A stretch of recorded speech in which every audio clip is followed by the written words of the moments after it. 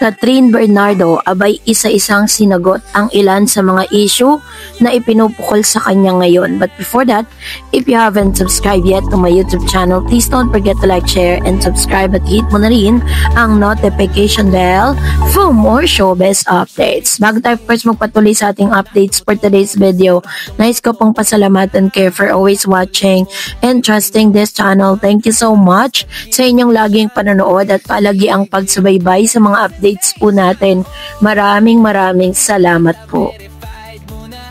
And eto na, pag-usapan natin si Catherine Bernardo dahil talagang mainit pong pinag-uusapan ng pangalan ni Catherine matapos pong lumaganap ang ilan sa mga intriga kung saan sinasabi nga ng ilang mga journalists at ilan sa mga articles na naisusulat po online ay talagang meron po talagang mastermind sa hate campaign itong si Miss Catherine Bernardo.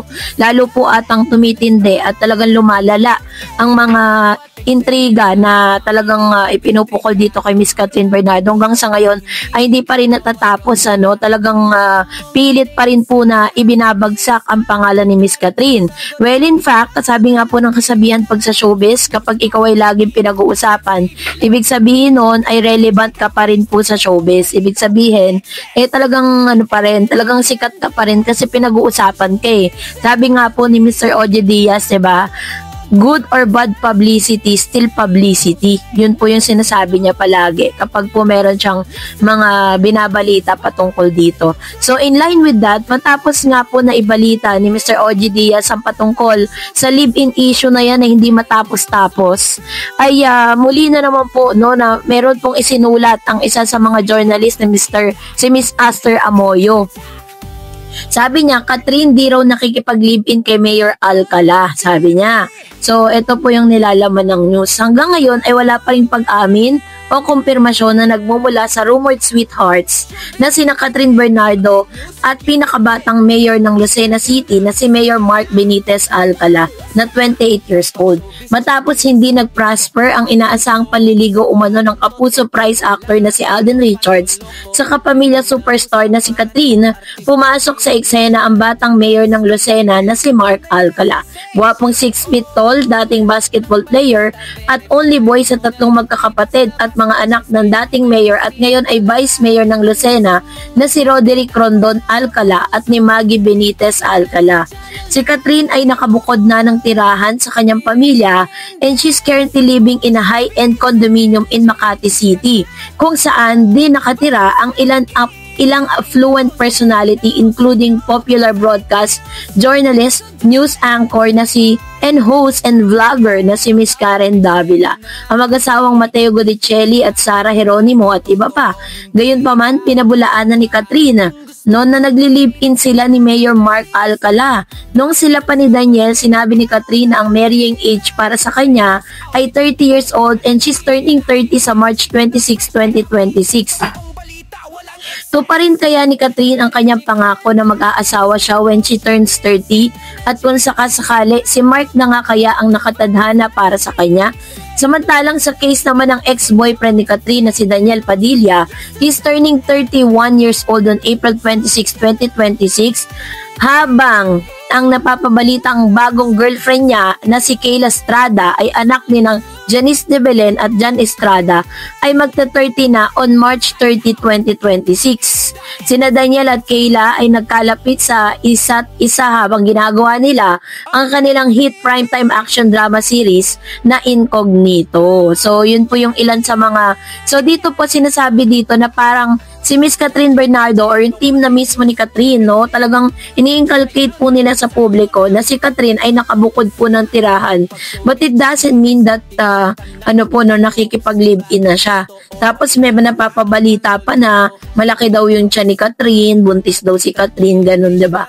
So, pero talagang pinatunayan ni Catherine yun doon sa inilabas niyang bagong Instagram post niya. At isa pa sa mga talaga namang Ito isa pa sa mga news na talagang nakakaloka, no, dahil iniintriga din si Catherine na hindi raw ito nag-abot ng tulong sa mga biktima ng lindol sa Cebu.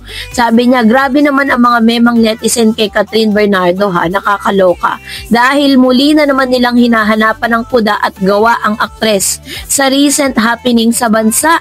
Parang lahat na lang ata ng mga nangyayari sa bansa, laging hinahanap nila si Catherine. After ngang intrigahin ng mga memang cyber citizen ng aktres sa hindi nito pagpunta sa trillion peso march noong September 21st at sa hindi raw nito pagpo-post against corruption, ngayon naman ay marami ang kumukuda sa social media dahil hindi pa raw nila nakikitang tumutulong si Kat sa mga biktima ng 6.9 magnitude earthquake sa Cebu. Kinukumpara kasi ang Asia superstar sa ginawang pagtulong ni Vice Ganda, Kim Chu at iba pang celebrity sa mga biktima ng lindol. So, dahil po dyan ay tanong tuloy ng memang mga netizen, wala raw bang kalagang pake ang aktres sa mga nangyayari sa bansa? So ganito po yung mga sinasabi ng ilang mga netizen na parang daw bingi si Miss Catherine Bernardo sa mga nangyayari ngayon. Well, in fact, kung tutuusin, hindi lang naman talaga si Miss Catherine ang sikat na artista at mayamang artista sa bansa, pero bakit siya lagi yung nakikita ng mga bashers? Sa totoo lang, sigurado akong may ginawang tulong ang aktres. Hindi lang ito talaga naglalabas or hindi lang ito inailalabas sa publiko, knowing Catherine kasi likas sa puso niya ang tumulong sa kapwa, lalo na yung mga nangangailangan.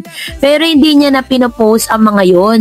Hindi kasi sikat yung tipong kapag tumulong ay may camera agad na nakatutok, no?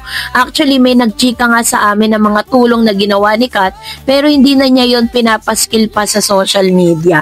Which is true, no? Marami nga po siya mga pinag-aaral ng mga scholars niya na hindi niya na rin po binabanggit sa public. Yun po ay bigla na lang po nalalaman ng publiko kapag yung mismong pinag-aral niya po yung nagsalita sa publiko na si Catherine Bernardo pala ay talagang may mga scholar po siya, no? Even po yung isa sa mga artistang nakasama niya sa Going Bulilit na director na po ngayon, 'di ba? Siya lang po talaga yung nagsabi o siya yung nag-booking kay Catherine na si Catherine Bernardo ang nagpaaral sa kanya at nakapagpatapos ng college, no? At ngayon ay isa ng director, no, sa ABS-CBN.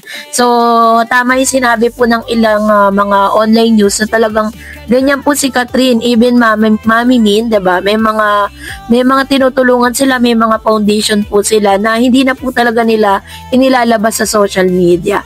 That's the reason why kung bakit parang nare-red flag ngayon si Catherine, kasi hindi talaga siya hindi talaga siya pala post ng mga tinutulungan niya, hindi niya pineflex, no? Hindi katulad ng ibang mga artista na konting kibot ay ipinopost po agad talaga sa social media, hindi dahil para magyabang, 'di ba? Pero sinasabi nila to inspire others nga.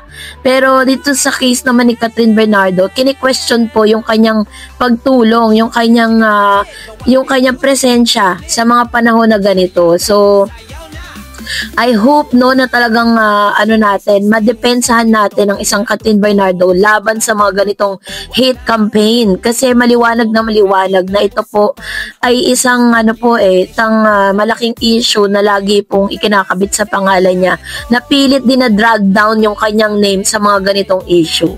So kayo po, anong inyong saloobin patungkol dito? Comment down below. That's it for today. For more videos and updates, please don't forget to like and subscribe, and please don't forget to follow my Facebook page, Dar Eds TV. God bless everyone!